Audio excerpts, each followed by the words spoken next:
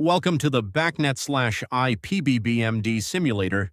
This tool helps you run, test, and monitor a BACnet/IP BBMD on your Windows PC. You can manage foreign devices, configure peer BBMDs, watch live traffic, and run automated protocol tests. The left panel lists all pages: dashboard, foreign devices, BBMD table, packet monitor, external device testing, statistics, logs, settings, about. Use the search box to find a page quickly. Keyboard shortcuts: Control+1 to Control+0. Jump to pages: Control+Shift+O. Show or hide the output panel.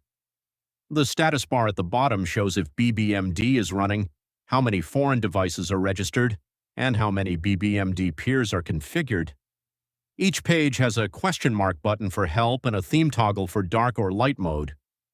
The system tray icon lets you show the app, start or stop BBMD, or quit without opening the main window. Now that you're familiar with the application layout, let's move to the dashboard. In the next video, we'll learn how to start the BBMD service, understand the live status indicators, and verify that everything is running correctly.